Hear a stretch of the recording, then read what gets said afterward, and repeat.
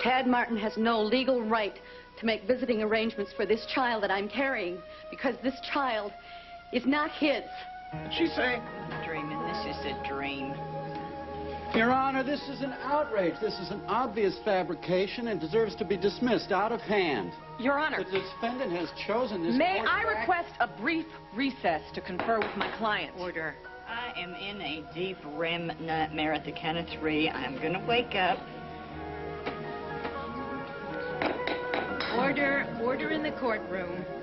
To call this outburst a surprise would be an understatement. I can prove it.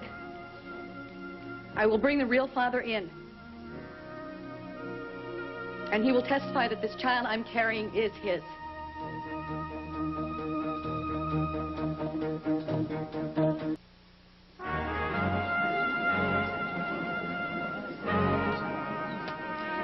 Before you attempt anything, please be aware that in the eyes of the law, Mr. Martin is the father of your unborn child. But he is not.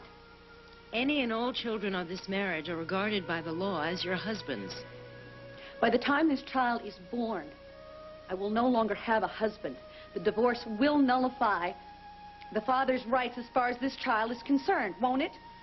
Your Honor, I request a recess. My client needs some time to consider this new information. So does this court.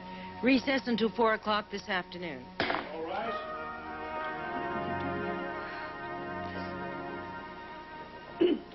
So what do you think? Did she have an affair? I don't know. I mean, is that why she was so desperate to get this pregnancy, keep this pregnancy under wraps? I don't know. To leave town, to sever ties. I mean, it all falls into place, doesn't it? Were you watching her? Can you tell when she's lying? Was she making it up? I just don't know. I have no idea what she's doing. Honey, I know that Tad has dragged you through hell and high water, but don't do this. Opal, he doesn't have any rights to this child because he is not the father. I was there from the champagne and orange blossoms right to the cold, bitter end. I know you like I know my own daughter, and you are not a cheater. Opal, leave me alone. Brooke, we understand this is an ordeal. Now, if and when you want to talk... I don't need to talk. I know exactly what I'm doing. Maybe you do, maybe you don't. Mama, I gotta get out of here.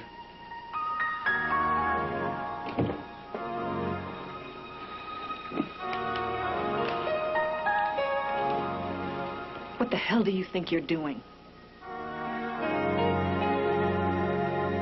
Well, for a minute there, when the judge ordered Brooke to stay in town, I thought we were home free. So did I. What are we gonna do now? Do you believe her? Do you think that baby is Edmund's? Did Brooke have an affair? I don't know. I did. Maybe whatever it was that stopped me from admitting it to her. Same thing that stopped her from admitting the truth to me. How would you feel if Edmund were the father? Angry is the word that comes to mind, but I know that can't be right. Why not? Why not? What am I going to do, get upset because I left my wife for my lover and it turns out my wife was unfaithful? I mean, I realize nobody in Pine Valley is about to hand me a humanitarian award, but I think that would safely qualify me as a lower life form. No, Mama's right. The thing I can't understand is why she would tell me about Willow Lake in the first place. Why would she make such a big deal about turning Edmund down? I don't know. Maybe because she was just testing the waters, or maybe she didn't know what she was doing. I mean, you and I managed to do almost everything wrong, but Brooke, I guess there's just a big part of me that wishes that she did slip up. I know I'd feel a lot less guilty. And maybe that's why I'm angry. Because the whole thing is such a disaster. Where are we going to go from here? I don't know, Tad. We've made so many mistakes. We can't afford to make a lot more. Yeah, no kidding. Ben's on his way over to discuss strategy. Strategy like we're bickering about poker chips instead of our children. Well, the judge is on your side. I wonder why. Because it's wrong to separate a child from its parent. That's why she told Brooke that she had to stay in town.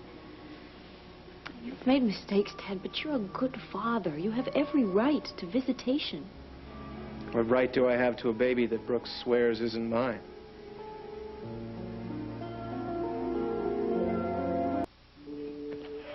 Ben was just telling me that I should stay out of the courtroom. Why? Dixie's presence is prejudicial to your case. I don't care. I want her with me. No, he's right, Dad. Don't worry. I'll keep my distance. Oh, and I checked on this. You are the legal father of Brooks' baby until it is born and a paternity test proves otherwise. Well, the one I'm worried about right now is Jamie. What's she telling him? And she's acting like this whole thing is some kind of vendetta, that I'm doing it to her on purpose. The last thing in the world I want right now is for my child to be afraid of me. You know, Tad hasn't threatened Brooke in any way. Well, she apparently doesn't see it that way. She strikes me as extremely hostile, possibly even paranoid. Agreed. On top of that, she's using 2 small children to get back at me out of spite. How's that going to affect them?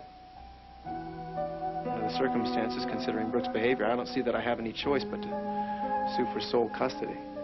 Both children.